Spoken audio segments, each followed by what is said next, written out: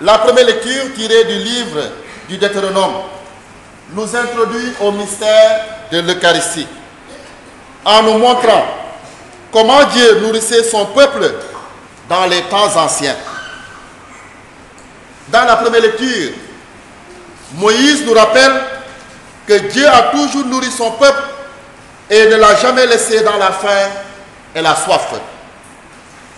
Souvenons-nous de la manne. La manne est tout simplement ce qu'on pourrait appeler une nourriture terrestre, une nourriture finie.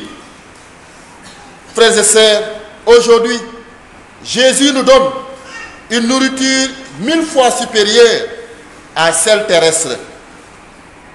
Cette nourriture, qu'on peut qualifier de supérieure ou mieux de parfaite, nous l'avons dans l'Eucharistie, dans le corps et le sang du Christ. Et cela, Jésus nous l'a dit clairement dans l'Évangile. Je suis la vraie nourriture. Je suis le vrai pain descendu du ciel. Celui qui mange mon corps et boit mon sang a la vie éternelle. Oui, frères et sœurs, l'Eucharistie est la vraie nourriture du chrétien. L'Eucharistie est gage, signe et moyen de vie éternelle. Oui, en recevant l'Eucharistie, nous sommes unis à Jésus-Christ de la façon la plus intime qui soit. Lorsque nous communions au pain et au vin consacrés, le Christ entre en nous et nous entrons tout entiers en lui. La communion eucharistique, frères et sœurs, représente pour la vie spirituelle ce que la nourriture matérielle est pour la vie du corps. Frères et sœurs en Christ, partant de ces paroles fortes de Jésus dans l'Évangile, faisons de l'Eucharistie le centre de notre vie de foi. Pour ce faire, je l'ai dit tantôt, estimons davantage notre messe du dimanche. Répondons avec joie et empressement à l'invitation du Seigneur tous les dimanches.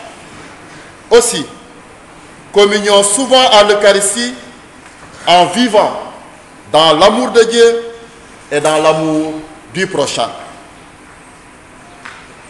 Dans la seconde lecture, tirée de la lettre aux Corinthiens, l'apôtre Paul nous rappelle comment Jésus a institué l'Eucharistie la veille de sa passion.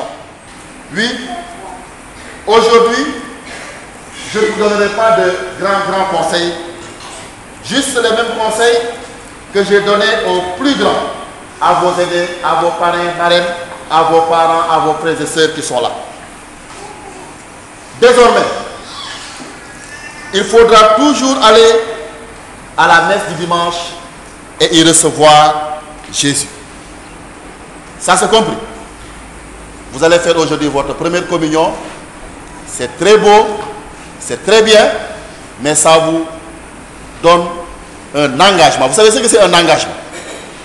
Vous ne savez pas.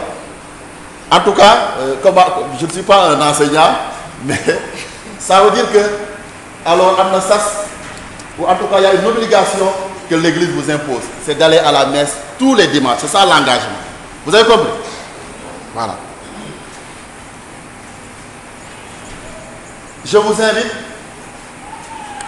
à ne pas suivre vos camarades qui ne vont pas à la messe. Bon, alors tous les dimanches, il faudra aller à la célébration dominicale. À ne pas suivre vos frères et sœurs, papa, maman, qui sont dans ce cas. Ça t'habite? Bon. Alors quand papa le dimanche ou maman reste à la maison, vous en tout cas, allez à la messe et invitez même vos parents à aller avec vous à la messe. Pour qu'elle devienne le corps et le sang de ton Fils, Jésus-Christ notre Seigneur, qui nous a dit de célébrer ce mystère. La lumière est délivrée et brille le moment, entre la grâce il le bénit, il le remplit, et le donna à ses disciples en disant, venez et mangez-en tous, ceci est mon corps, vivez-vous.